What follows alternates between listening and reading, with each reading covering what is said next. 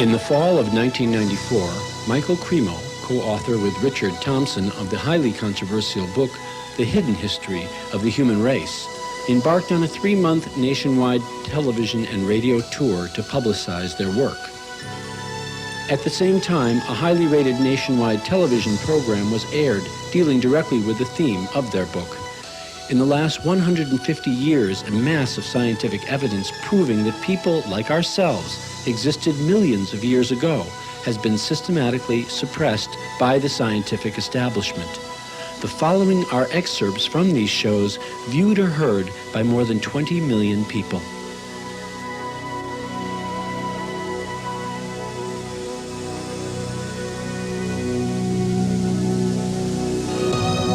Why would thousands of artifacts be ignored by mainstream archaeology? They show the unthinkable. Images of man battling with dinosaurs. Reptilian creatures interacting with men and women. Ancient inscriptions on stones depicting complex surgical procedures. And carved metallic spheres found in rock strata 2.8 billion years old. This evidence points to one conclusion, that the history of life on this planet may be radically different than what is accepted today. In this program, The Forbidden History of Man, we will examine documented evidence which suggests that our theory of evolution needs to be completely revised. Much of this evidence has been known for hundreds of years, but it's been ignored because it directly contradicts theories which are universally accepted. We will hear reports from a new breed of scientists who have been labeled heretics for daring to challenge fundamental scientific theories. In their controversial book, Forbidden Archaeology, Michael Cremo and Dr. Richard Thompson have revealed a major scientific cover-up. Since the beginning of archaeology, researchers have found bones and artifacts showing humans like us existed hundreds of millions of years ago. But according to Thompson, these discoveries have been suppressed, and we have come to accept a picture of prehistory that is largely incorrect. Thompson and Cremo have documented hundreds of cases which tell a gripping story of a scientific world shrouded in conspiracy and deception.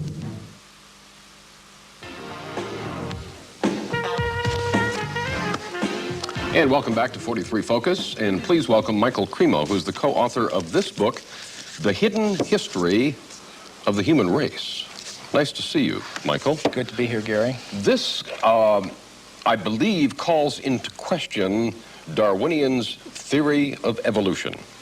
Is that correct? Yes, Gary. Essentially, that theory says that human beings like us have been around for about 100,000 years. And before that, you would have had only ape-man-like creatures. Before that, apes and monkeys. What we found, however, when we looked into the entire history of archaeology, my co-author and I did 8 years of research. We looked at every archaeological discovery that's ever been made, and what we found is that there are hundreds of such discoveries that indicate human beings like ourselves have been around for literally millions of years. What's been the reception to this book? Oh, there's been, from the spokespersons of the scientific establishment, there has been absolute outrage. You know, for example, you know, how dare you come up with any kind of Well, like Richard Leakey, for example, he said this book is, you know, pure humbug. Nobody would take it seriously but a fool. On the other hand, we've had many scientists and scholars say this is a wonderful book. It's really great that finally somebody has brought together all this evidence, because a lot of it's not available in English. You know, we had to do 8 years of research, translate papers from German, Russian. You referred to in India the Vedic literature? Well, yes. What is that? I was saying in the beginning that we do take our inspiration from these ancient Sanskrit writings of India. They're collectively called the Vedas. Among them are the Puranas. Purana is a Sanskrit word. It means history. Now, these histories tell of human civilizations on this planet going back millions of years. How do we know those are accurate? Well, that was our question, too. Richard Thompson and I, we thought, well, if if there's any accuracy to those statements, there must be some factual evidence to back them up. Now, when we looked in the current textbooks, of course, we didn't find any such evidence, but we thought, well, let's look a little bit further. And as I said, that led to an 8-year research program where we investigated every archaeological discovery ever made. And what we found is that, practically speaking, archaeologists and anthropologists have buried almost as much evidence as they've dug up. In other words... Or perhaps overlooked, cast aside? Well, yes, cast aside. And there have been some outright cases of suppression where people who have reported such things have had their careers ruined. We should never, I don't think, be afraid to investigate opposing points of view. And the hidden history of the human race is something that is in direct opposition, I guess, to the Darwinian theory of evolution. This human person who looked like us, existed millions of years ago, did not evolve from an ape, as we are led to believe in the Darwin theory. Why has this evidence been suppressed, and what kind of evidence have you found to support this? Well, I'll give you a very good example. Now, one example from historical times is during the California gold rush days, miners were digging tunnels thousands of feet into the sides of mountains. Now, the rock in these mountains is over 10 million years old. So when they were digging these tunnels, they were finding human skeletons, they were finding stone spear points, they were finding mortars and pestles, hundreds of them at dozens of locations. Now, all these were gathered together, reported to the scientific world by J.D. Whitney, who was the state geologist of California. And he published a massive book about them by Harvard University. Harvard University was the publisher. Now, what happened to these artifacts? Why aren't they on display in museums? Why aren't our children taught about them in schools? There was a very powerful anthropologist at the Smithsonian Institution named William H. Holmes. And he said to Whitney, you, Dr. Whitney, if you had understood the theory of human evolution as we understand it today, you would have hesitated to announce your conclusion, namely that human beings existed millions of years ago, despite the imposing array of facts with which you were confronted. In other words, simply because the facts didn't fit the theory, the facts had to go, and so did Professor Whitney. But back then I would imagine that they did not have the scientific procedures to identify the exact age of bones and matter that we have today. So can you be confident that this researcher was able to give a time for these bones that were found? Yes, we checked with the modern geologists about the age of the deposits. Now, these things continue to be discovered today, for example. And a vast amount of evidence showing that human beings like ourselves have been around for millions of years has been systematically suppressed. And I can give you some examples. For example, in 1979, Mary Leakey, who's one of the most famous archaeologists of this century, discovered in Africa completely modern human footprints, no different from the footprints that you or I would make on a beach today. Now, the thing about these footprints is they were found in rock that was dated 3.6 million years old. And that throws out completely any idea of human origins that's current today. Why would anyone want information like that suppressed? What possible advantage would there be in that? Well, power, prestige, money, there's a lot riding on it. If even one of the hundreds of cases that we document in the hidden history of the human race were found to be true, accepted, that would mean that everything we've been told about human origins and antiquity for the past 150 years is simply not true. And I don't think that the current establishment is ready to admit that. How long ago do you think that this evidence was suppressed? I mean, is this something that's been going on for years and years? Yes, this has been going on for about 150 years. I'll give you another example. In the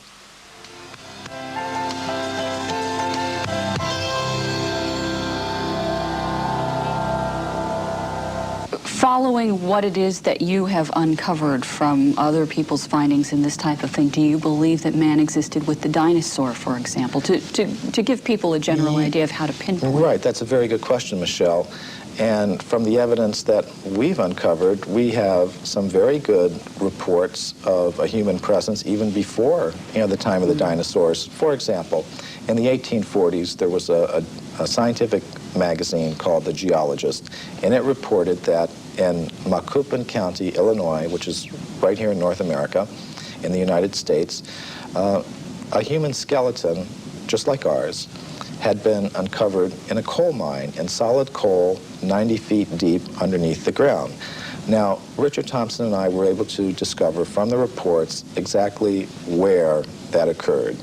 And we talked to the Geological Survey of the state of Illinois, and we asked them, well, how old is the coal there? And it turned out it was 300 million years old, which means it's older than the Jurassic, that word everybody knows now, that refers to the dinosaurs. In other words, it was older than the age of the dinosaurs. Wow. Okay, so that throws a whole new spin on it. Yes, indeed it does. And some of the scientists who have read the book have obviously recognized that. For example, William Howells, who is one of the big anthropologists of this century, one of the architects of the current paradigm, he said, well, if what you say here is true, it more or less throws a monkey wrench into our whole picture of how life originated on this planet. And I think it does. Something you alluded to a few moments ago I want to bring up again. You talked about man coexisting with apes and coexisting with another kind of ape-man creature, and you again mentioned North America, and I think, of course, there's always been a lot of interest in Bigfoot, which is essentially where this is coming from. Some of the information that you brought forward is that this is just a descendant of this same wild man creature that was existing years ago. That's a distinct possibility. Now, when I first heard about this subject, I was extremely skeptical. But what turned me around is when I began to read reports about these creatures by very well-respected anthropologists. For example, Grover S. Krantz, who's at the University of Washington, up in the Northwest. He has extensively studied the footprints of these creatures, and he says they're biologically convincing. There is no possible way that they could have been hoaxed, and he's pretty well convinced that these creatures do exist. So that's the sort of thing that convinced me that there is a very good chance that they're there, and from the descriptions of these creatures, they seem to match very well some of the descriptions that we get of the ape-man-like creatures that supposedly existed millions of years ago. Okay, so, but yet we keep coming around to the same thing. People just don't want to believe it. They just, like you said, well, they're skeptical. They go, oh no, that's just a hoax. They're not hearing the information that noted scientists are finding.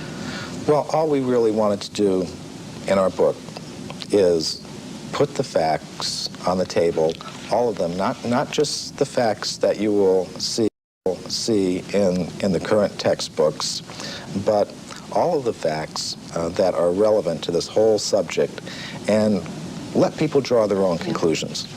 One of the questions I first came up with when I was reading the book that you did answer in the book that I'd like you to explain was that I said, well, gee, don't we have all these machines now that can look at the footprints or the bones or whatever, and that will just tell us how old it is? Oh, this is a very common perception. We have such faith in technology and those who employ it that when we hear about things like carbon-14 testing or potassium-argon testing, we think it really is a very simple process, almost like you pop something in the microwave and boom, it comes out. It's not like that at all. These are very complicated procedures. What I found in practice is that scientists may run several tests on the same piece of bone. Some of the ages will be very great, some very small, and they will tend to pick the date to publish in their scientific literature that most fits the idea that they start out with about how old the fossil should be. Now that often happens. What do scientists and researchers have to gain by distorting their findings? I mean, you would think that if they truly think that they found evidence of man pre-existing the dates that we take for granted right now, that they would want to be published, that they would want people to hear about this, that they would get their name up in lights, as it were, as making this remarkable discovery. Why is this so suppressed? Well, there are tremendous pressures for conformity within the scientific community. For example, for every academic post that opens up, every professorship that opens up in an American university, there are generally hundreds of applicants. And it does not help your reputation if you go reporting things that should not be reported. It could be very bad for one's reputation. And in our book, we document several cases of that. For example, Virginia Steen McIntyre. She's a geologist who I personally know. She lives in Colorado now. She went to Mexico in the 1970s, and she was a geologist with the U.S. Geological Survey. She dated a site there where some human artifacts have been found at 300,000 years. All her test results show that that was the age of that site. But because that went against the dominant idea that human beings have only been in North America for 30,000 years, she said she was not able to get the report published. She was labeled a publicity seeker and a maverick in her community of scholars, and she said she eventually lost a professorship that she held at an American university because of this, and hasn't been able to work as a geologist since. Now, this is not the normal picture that we have of how science works, but unfortunately, these are the sorts of things that can happen, and these are the sorts of pressures that can be applied in order to keep a certain view intact. So what do people need to do now? They apparently, we need the public to open their minds up a little bit more to alternative ideas to what we've been taught. Well, I think one thing we need to do is develop a little bit more of a healthy skepticism towards pronouncements from spokespersons from the scientific community.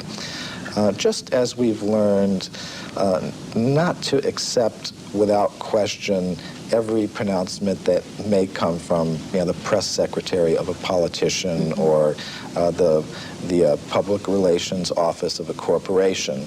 We may want to dig a little further, keep an open mind, have some healthy skepticism, and I think perhaps we've placed spokespersons from the scientific community on a little bit of a pedestal, and we may need to give them the same sort of treatment that we would give to spokespersons from other groups in society. The Bible answers the riddle of our origin in 4 simple words: and God created man. Darwin looked at monkeys and saw Michelangelo. But for modern anthropologists who try to put a name and a date to the dawn of humankind, the answer is constantly changing. Fossils discovered recently in Ethiopia put our earliest ancestors at around 4.4 million years, but some scientists believe that there is evidence that we are much older than that. On an archaeological dig in Hueyatlico, Mexico, Dr. Virginia Steen McIntyre discovered tools that predated the earliest known humans. Her find created a storm of controversy. Don't really want to be in the center of a controversy. I never asked to be in the center of a controversy, but I'm here, and doggone it, I want to get the information out. I want to get at the truth. I guess that's what it is. Why does Dr. Steen McIntyre feel the need to protect her artifacts from her more mainstream colleagues? Why are contradictory findings being met with contempt instead of excitement? Some researchers charge it's because these new findings would turn modern anthropology on its head.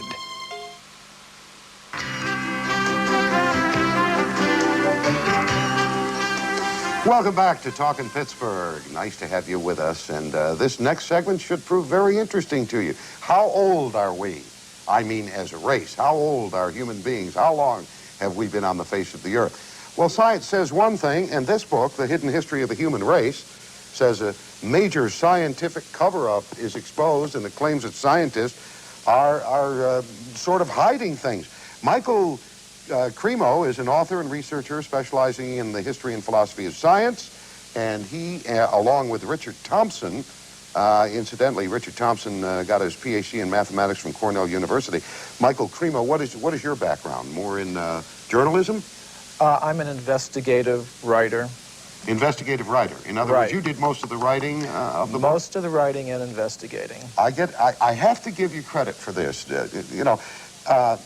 Here's one testimonial that said, Hidden History is a detective novel as much as a scholarly tour de force.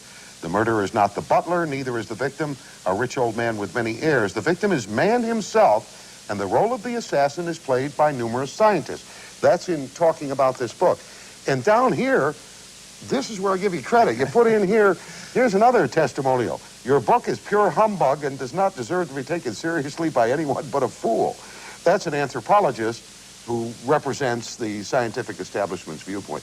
Where do you differ with the scientific establishment in this book?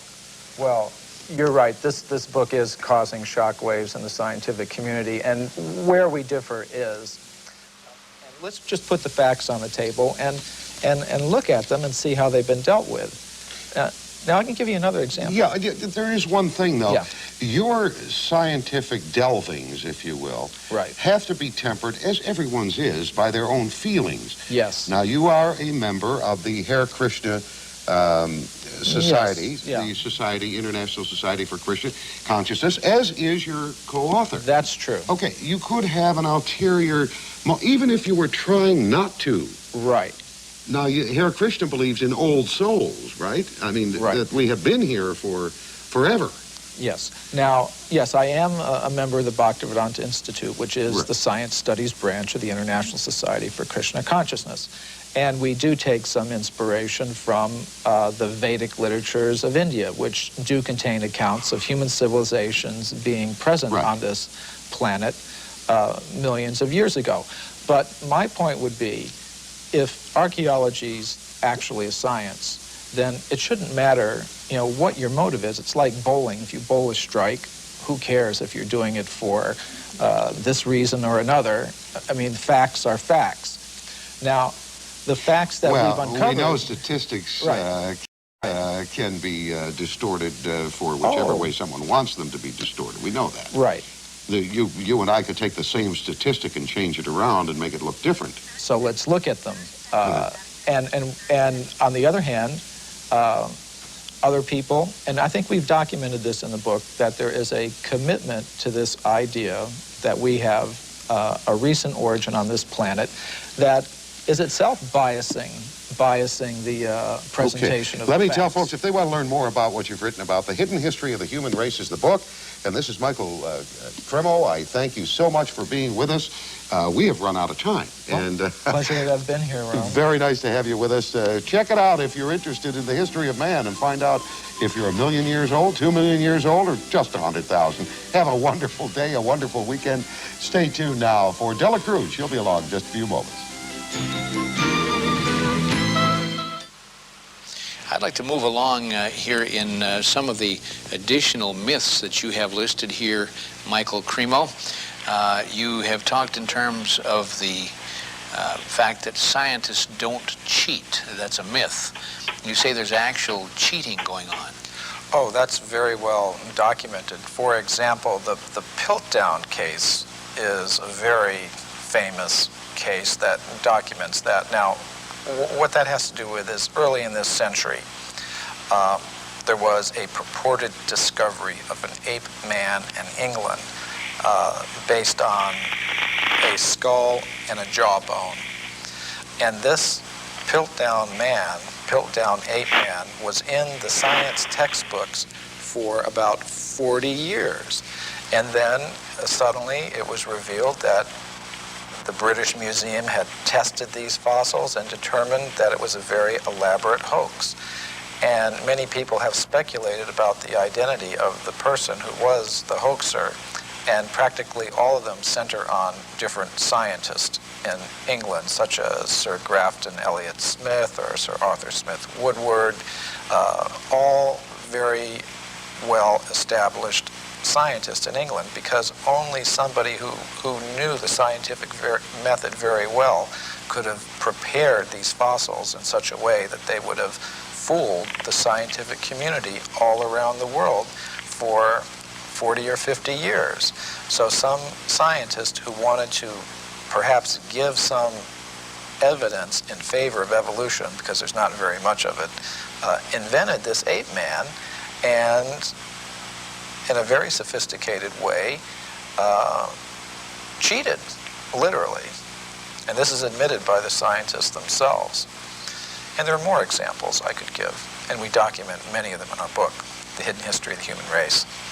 Myth number 3, Michael, that you have written, evidence that goes against human evolution is reported only by crackpots.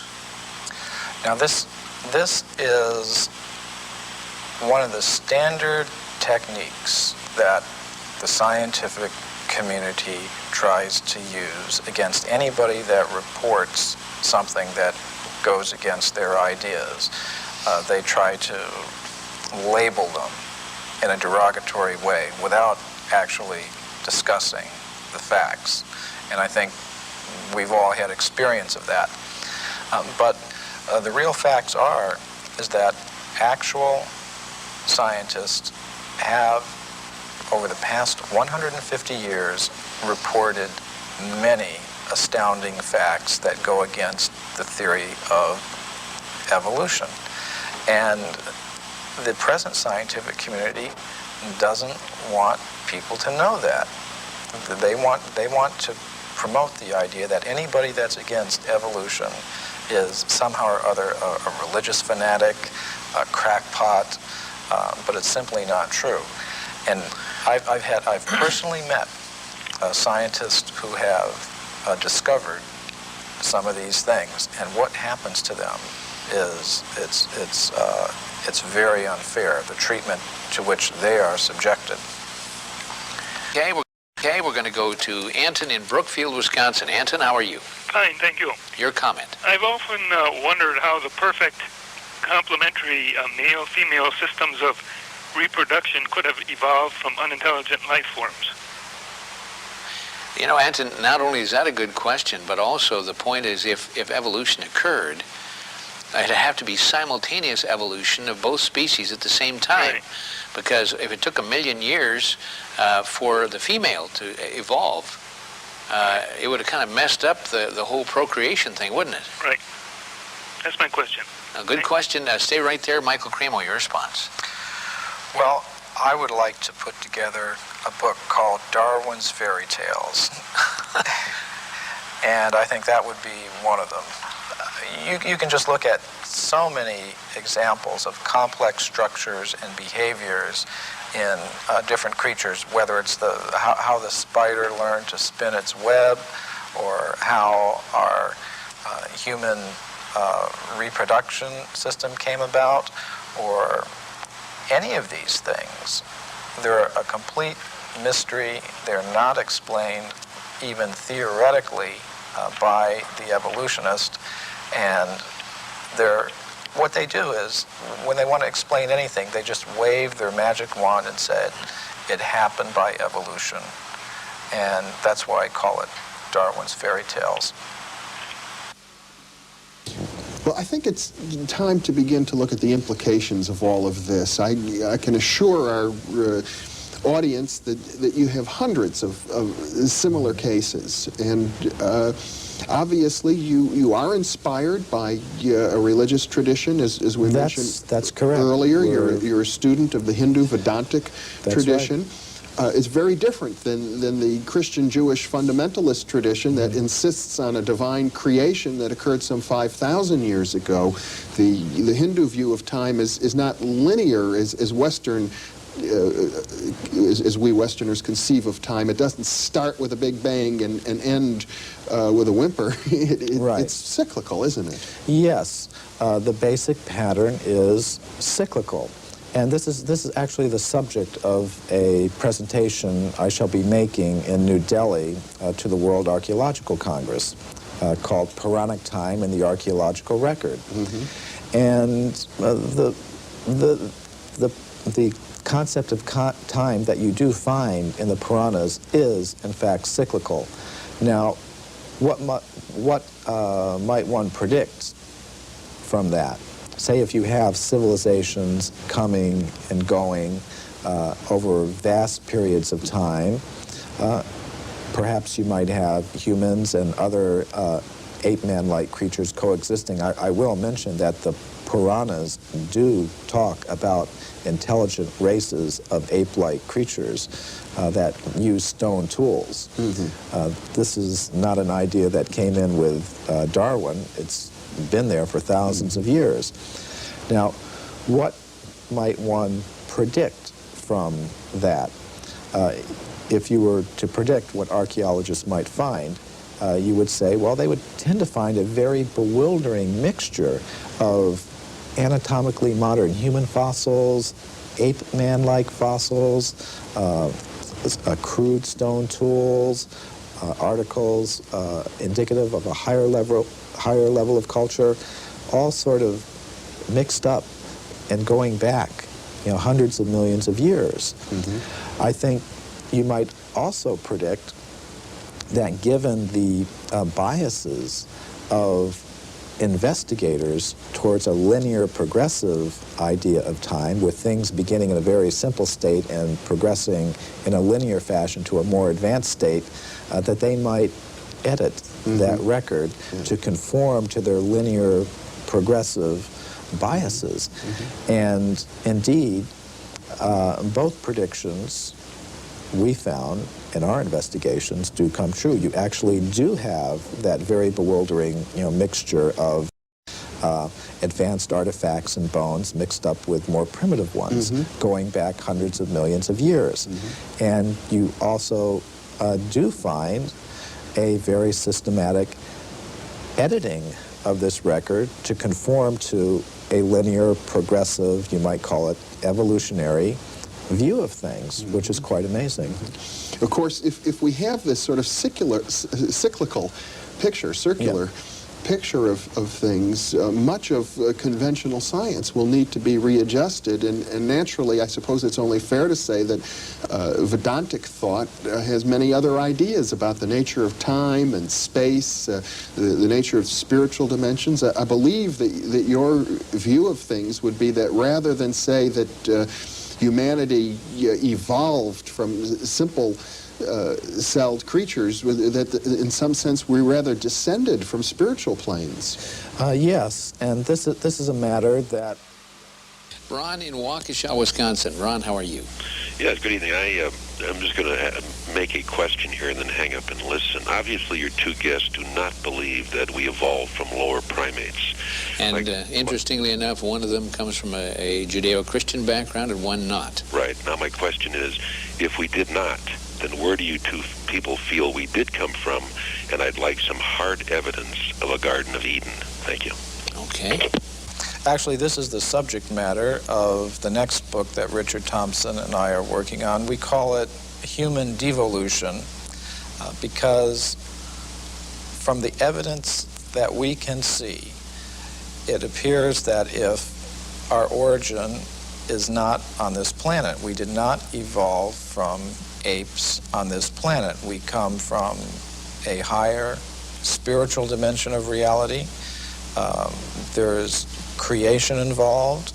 We have a relation with a supreme spiritual being, and that is what the actual evidence suggests. Now, to make a scientific case for that, we have to, first of all, show that there is more to reality. There is more to the human essence than just atoms, just chemistry. Now, this is another whole subject, and it took 8 years for us to do the research for The Hidden History of the Human Race. And we wanted to do all that research so we could make a convincing case, and we're now in the process of making such a convincing case for human beings as being ultimately spiritual in origin, and we intend to make a very convincing case for that in our next book. All the evidence suggests that human beings, as we know them, did not originate on this planet, but have come to this Earth from other dimensions. This network special will follow the efforts of a new breed of scientists who are courageously revealing a vast body of hidden knowledge. Carved stones, ancient statues, and human artifacts have been ignored by the academic establishment to protect their long-held theories of human origins. But should this evidence be allowed to speak for itself, the history of man on this planet may never be the same again.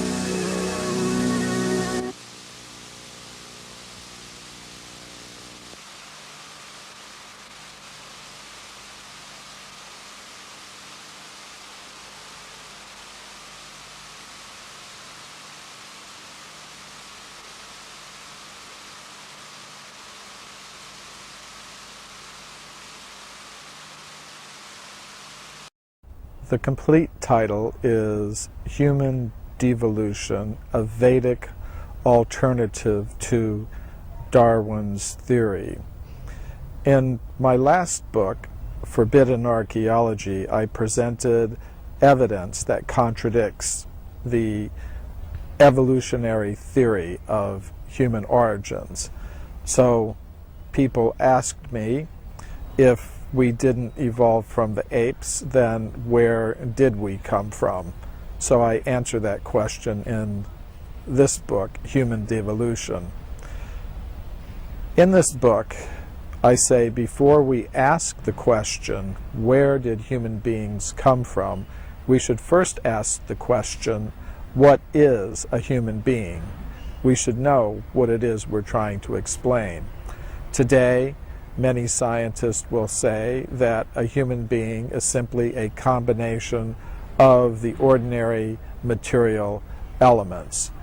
But if we look at all the evidence that comes to us from science, we will see that it is more reasonable to say that a human being is a combination of three things. Ordinary matter, yes, that's part of what a human being is, but beyond that, there is a subtle mind element, and beyond that, there is an element of pure consciousness, or spirit, if you like that word. So, a human being is a combination of matter, mind, and consciousness, or spirit. And there is scientific evidence for this. We don't have to speak about the ordinary matter because everyone already accepts that. But what evidence is there for a subtle mind element associated with the human organism that can act on ordinary matter in ways that we can't explain by our current laws of physics? One type of evidence comes from experiments with random number generators. Robert John was head of the engineering department at Princeton University in the United States. He began doing some experiments with these machines. A random number generator is a machine that will generate a random series of zeros and ones, If you let the machines run by themselves, they will generate 50% zeros, 50% ones. But John recruited students from Princeton University to sit in front of these machines. And they were instructed to simply will mentally that the machines, for example, generate more zeros than ones. The experiments have gone on for over 10 years with thousands of trials, and they have found that the students were actually able to do this. They were actually able to influence the machines to generate more zeros than ones or more ones than zeros, simply according to their mental intention. This provides evidence for a subtle mind element associated with the human organism that can act on ordinary matter in ways that we really can't explain by our current laws of physics. Is there any evidence for a conscious self that can exist apart from the body, apart from the mind? There is. It comes from medical reports of out-of-body experiences. There are times when a person should be completely unconscious. For example, during a heart attack, blood stops flowing to the brain. Medical instrumentation shows that the brain waves cease. During such moments, a person should be completely unconscious. However, some people in this condition report separating from their bodies and observing what the doctors and nurses trying to revive them are doing. And these experiments have been duplicated in many countries. Physicians in many countries have noted this phenomenon and have concluded it is genuine. So if we look at all the evidence, we see that it is more reasonable to say that a human being is a combination of matter, mind, and consciousness than to say that a human being is simply a combination of the ordinary material elements. So then, if we want to speak about human origins, we have to explain where all these things came from and how they came together in the human form. So once we accept that a human being is composed of matter, mind, and consciousness, this leads to the idea that we live in a multi-level cosmos, where one level is dominated by ordinary matter and inhabited by beings adapted to the conditions there. That's where we find ourselves now. But beyond that, there is a level of the cosmos dominated by the subtle mental energies and inhabited by beings adapted to the conditions there. Throughout history, people have had different names for such beings. They have called them angels, gods, goddesses, astral beings. There are many names for them. However, beyond that, there is a level of pure consciousness or spirit inhabited by beings adapted to the conditions there. One thing we notice about consciousness, it's individual, it's personal. This suggests that the source of all conscious beings is also individual and personal. It is possible to stay on the level of pure consciousness or spirit, living in harmony with the source of all conscious beings. However, if a conscious self gives up its connection with the source of all conscious beings, it enters into the lower levels of the cosmos. It enters into the regions of mind and matter and becomes covered by those elements. So that is what I mean by devolution. It's the process whereby a conscious self departs from the level of pure consciousness or spirit and enters into the lower regions of the cosmos. becoming covered by the lower elements of mind and matter.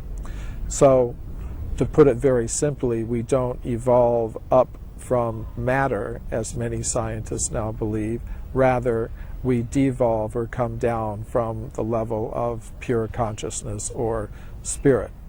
But it is a process that can be reversed. Every great spiritual tradition of the world has some process of meditation, prayer, or yoga, which is meant to help restore the conscious self to its original position, to free it from its coverings of the lower energies. And that is the actual purpose of human life.